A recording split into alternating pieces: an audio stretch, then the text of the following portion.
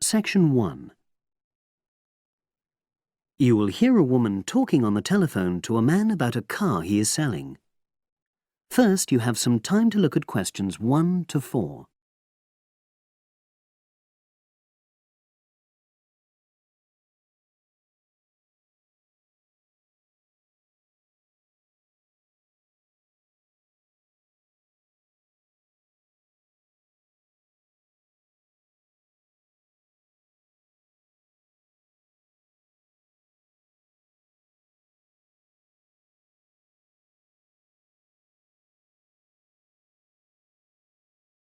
You will see that there is an example which has been done for you. On this occasion only, the conversation relating to this will be played first.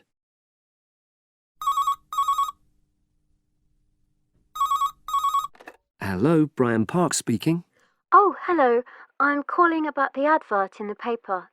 For the car? Yes, the Mini you've got advertised for sale. Oh, yes. I just wanted to find out a bit more information. Of course. What would you like to know? It's my brother who's interested, actually, but he's not in today, so he asked me to call you. Fine. Great, thanks. So, it's a Mini, Yep. and how old is it? Just coming up to 13 years old. The man says the car is just coming up to 13 years old. So 13 has been written in the space. Now we shall begin. You should answer the questions as you listen, because you will not hear the recording a second time. Listen carefully and answer questions 1 to 4.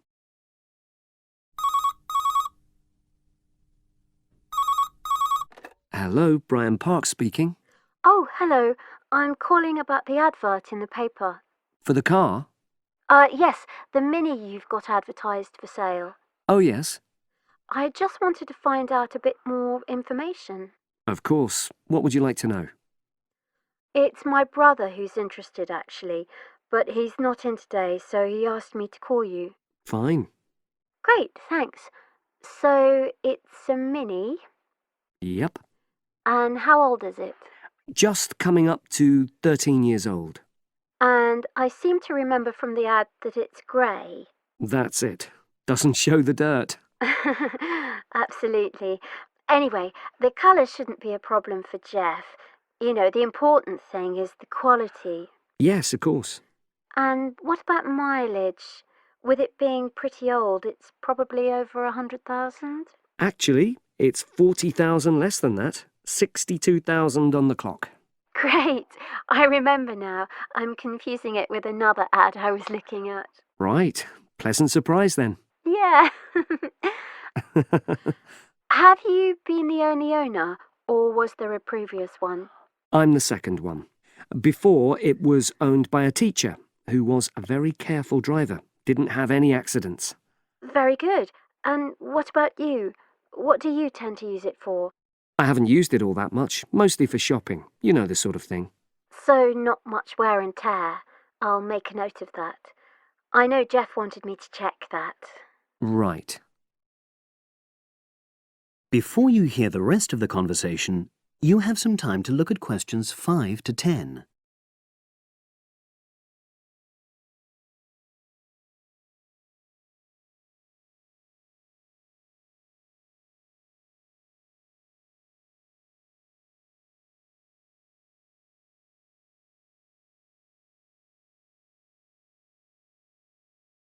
Now listen and answer questions 5 to 10. Now, about the price, I see you've got it down as £1,250. I'm not sure Jeff will be able to come up with that amount. In the ad, I did say 1,250 or nearest offer. So would you be prepared to go down to 1,000? That's really too low, I'm afraid. 1,100? I might be able to go to that. Okay, I'll make a note of that. What about tax? Is it due soon? Got another 5 months before it's due. Oh, that's a real plus, yes. I'll make a note of that. OK. Now, you say it's in good condition. For its age, I'd say yes, definitely. It's just been serviced and there were no major problems. Major. I'd be able to show you the service report.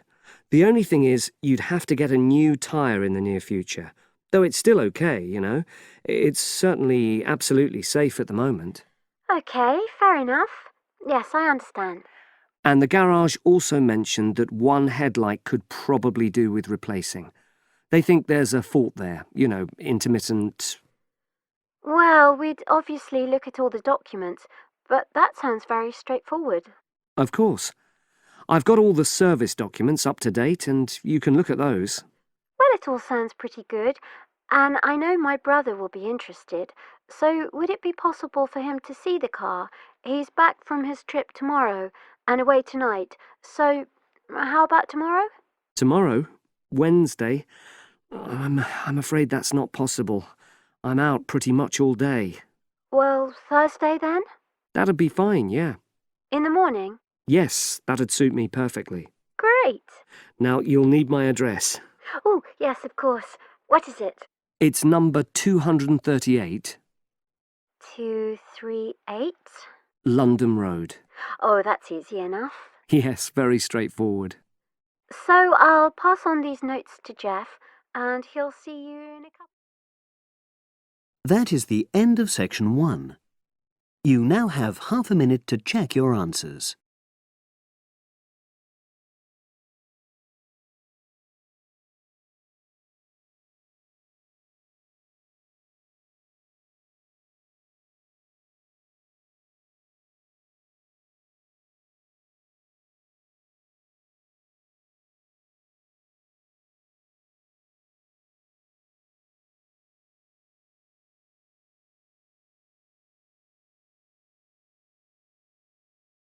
Now turn to section 2. Section 2. You will hear part of a podcast for visitors to the popular holiday region called the Trelaw Valley. First, you have some time to look at questions 11 to 14.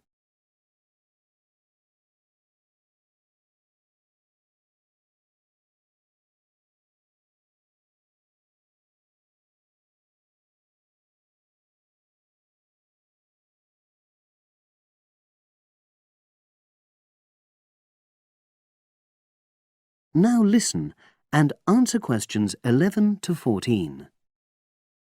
The valley and estuary of the River Trelaw forms an unspoilt, beautiful landscape, rich in both wildlife and sites of historic interest.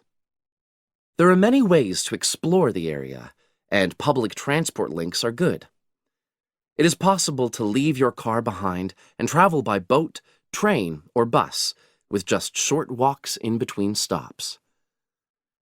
The Trelaw Valley Passenger Ferry runs between villages along the river estuary and provides a link with a train station at Barry, which is about 10 minutes' walk from the riverside village of Calton.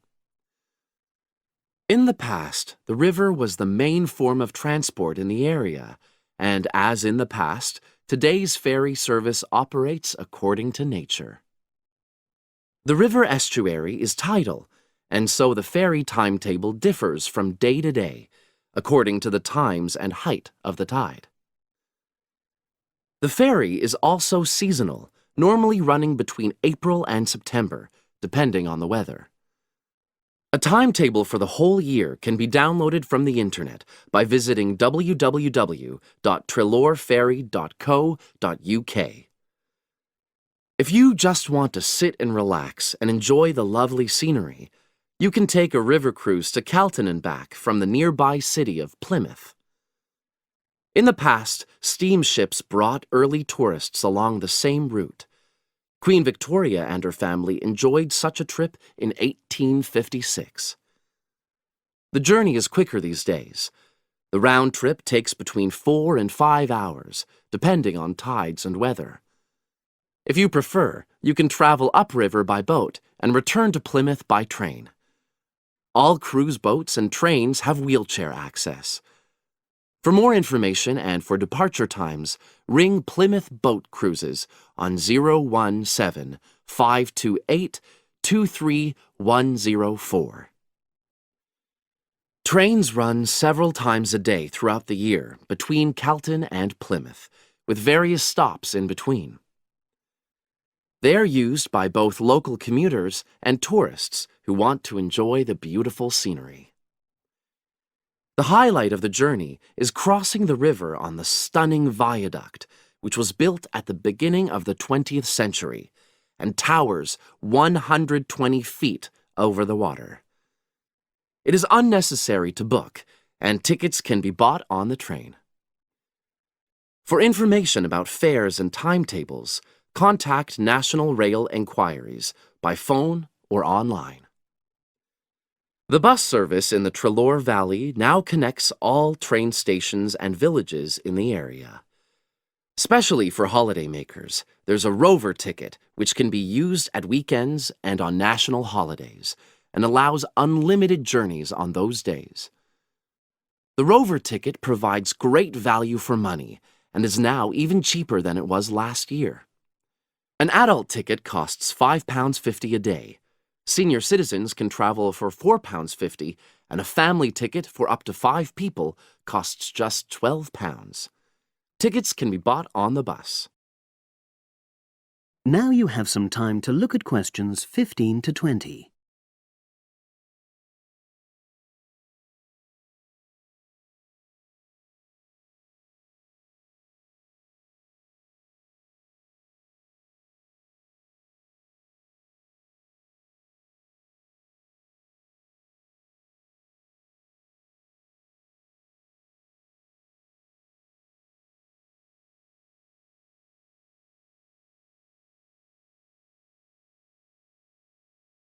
Now listen and answer questions 15 to 20. At the center of the Treloar estuary area is the historic riverside village of Calton. The main road comes into the village from the south, and for those of you who are arriving by bus, it turns left just before the bridge and stops in the lay-by on the left-hand side. From there, it's just a short walk to Calton's various attractions. If you're arriving by car, you have to leave it in the main car park. Go over the bridge and take the first turning on the right.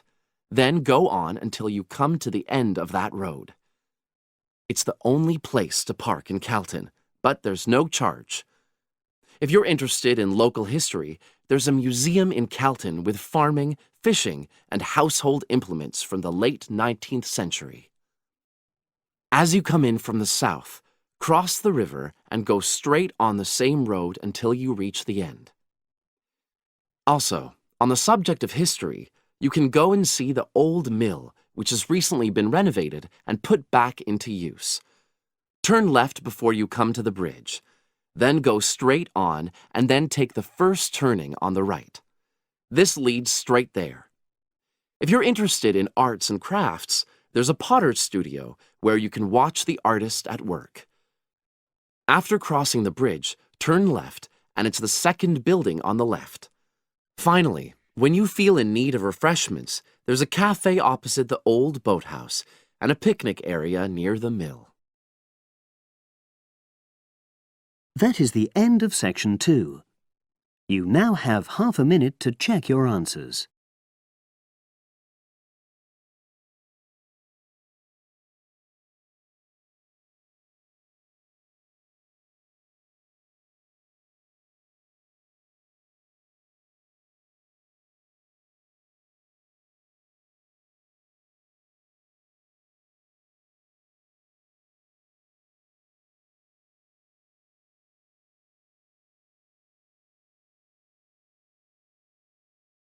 Now turn to section 3.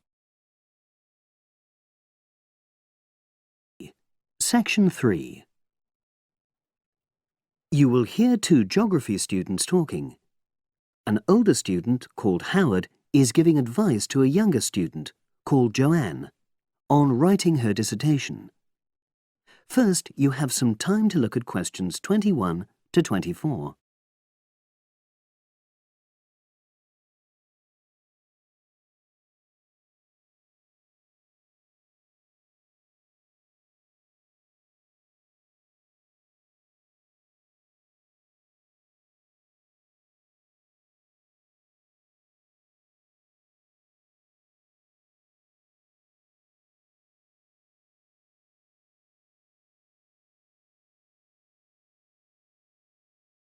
Now listen and answer questions 21 to 24.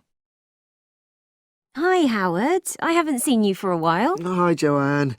Yeah, they're keeping us really busy on the postgraduate programme. But how are you? You'll be starting your dissertation soon, won't you? Yeah, tutorials start next week. I've got Dr. Peterson. You'll remember it all from last year, of course. It's not something you forget easily. Oh. But seriously, although I didn't expect to enjoy writing my dissertation, and in fact I didn't really find it much fun, I wouldn't have missed the experience. I found it really improved my understanding of the whole degree programme, from the first year on. Right. So, what are you doing yours on? Glaciated landscapes. Although I haven't decided exactly what aspect yet. I did mine on climate systems, so I can't help you much, I'm afraid. But you'll be fine once you start your tutorials. Dr. Peterson will help you focus. I know, and he'll set me deadlines for the different stages, which is what I need. My concern is that I've got tons of material on the topic, and I won't be able to stick to the word limit, I remember I had different concerns when I was doing my dissertation. Last year. Yeah, before my first tutorial, I did a lot of fairly general reading because I hadn't fixed on my topic at that stage. I actually enjoyed that quite a lot and really improved my reading speed, so I was getting through a lot of material. I was frightened I wouldn't remember it all, though, so I got into the habit of making very detailed notes. So, did you find your tutor helpful in getting you started? Yeah, we certainly had some interesting discussions, but it's funny, I saw a brilliant programme about climate change, and it was that really fired me up. It was talking about some recent research which seemed to contradict some of the articles I'd been reading. Now you have some time to look at questions 25 to 30.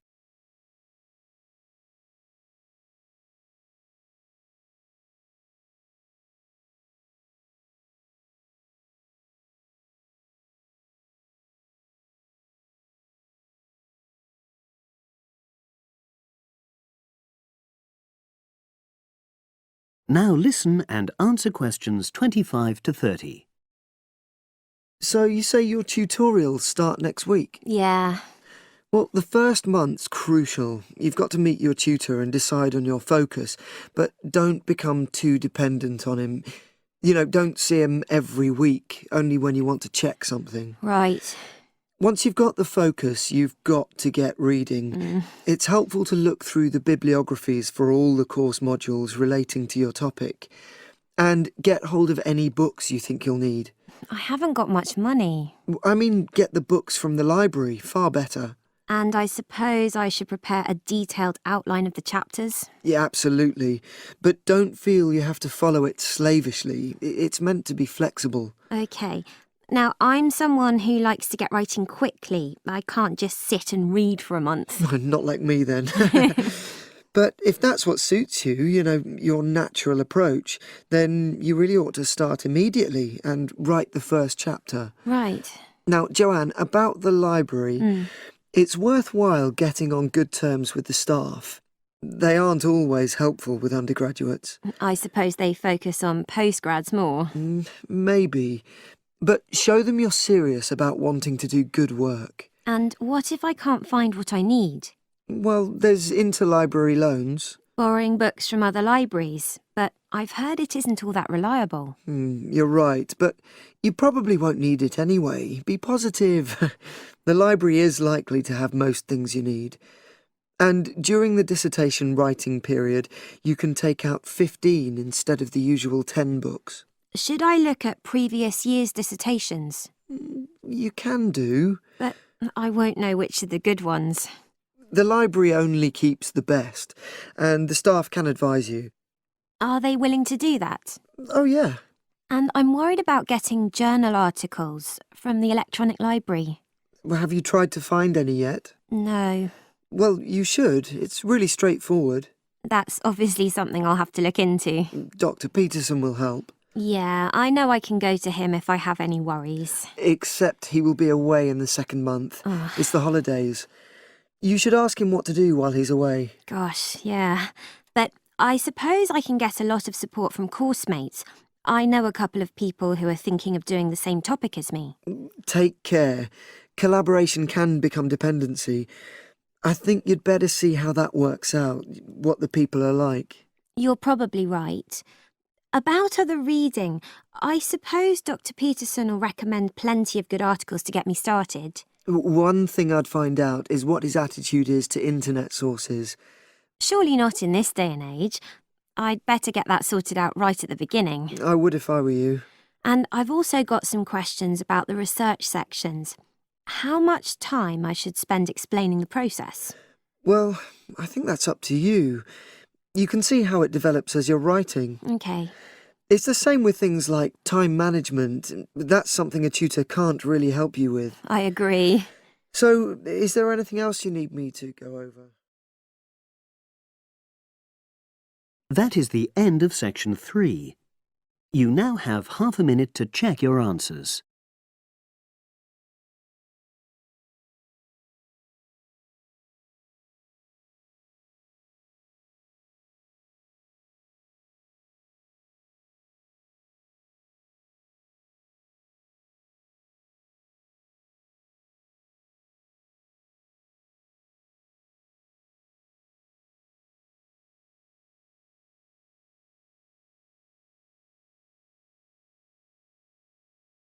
Now turn to section 4. Section 4. You will hear a psychology undergraduate describing the research she is currently doing on expertise in creative writing. First, you have some time to look at questions 31 to 40.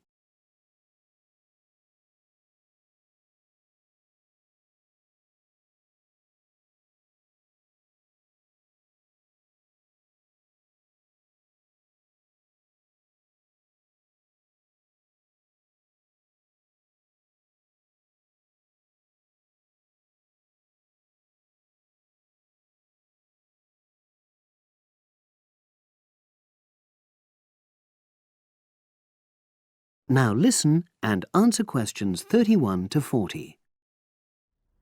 For my short presentation today, I'm going to summarise the work I've done so far on my research project to explore expertise in creative writing. Essentially, I'll share with you the process I underwent to gather my interim findings. First of all, I should give a little relevant background information about myself. Before I started my current degree course in cognitive psychology, I studied English literature, and as you can imagine, this meant I spent a great deal of time thinking about the notion of creativity and what makes people develop into successful writers. However, the idea for this research project came from a very specific source. I became fascinated with the idea of what makes an expert creative writer when I read a well-known 20th century writer's autobiography. I won't say which one at this stage, because I think that might prejudice your interpretation. Anyway, this got me thinking about the different routes to expertise. Specifically, I wondered why some people become experts at things whilst others fail to do so, in spite of the fact that they may be equally gifted and work equally hard. I started to read about how other researchers had explored similar questions in other fields. I began to see a pattern that those studies which involved research in a lab were too controlled for my purposes, and I decided to avoid reading them. I was quite surprised to find that the clearest guidance for my topic came from investigations into what I call practical skills, such as hairdressing or waiting tables. Most of these studies tended to use a similar set of procedures, which I eventually adopted for my own project.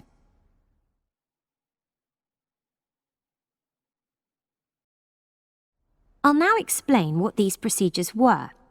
I decided to compare what inexperienced writers do with what experienced writers do. In order to investigate this, I looked for 4 people whom I regarded as real novices in this field, which proved easy, perhaps unsurprisingly. It proved much harder to locate people with suitably extensive experience who were willing to take part in my study.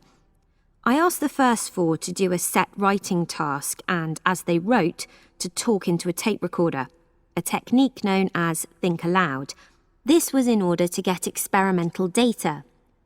Whilst they were doing this, a research assistant recorded them using video. I thought it might be helpful for me in my transcriptions later on. I then asked 4 experienced writers to do exactly the same task. After this, I made a comparison between the 2 sets of data, and this helped me to produce a framework for analysis.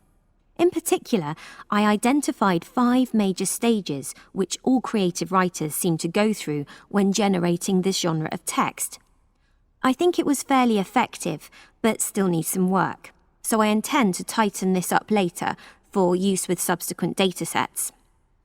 I then wanted to see whether experienced writers were actually producing the better pieces of writing.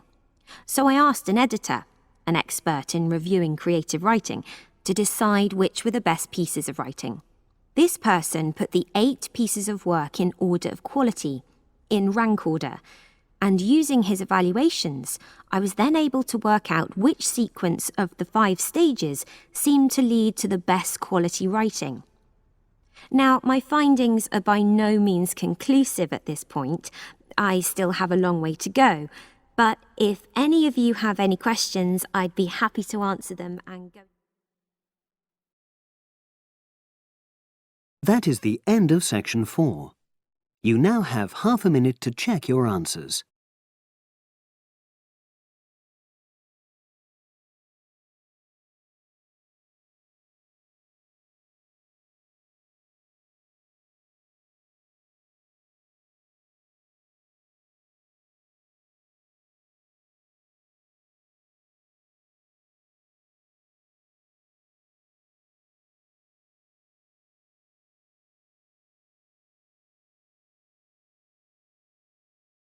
That is the end of the listening test. You now have 10 minutes to transfer your answers to the separate answer sheet.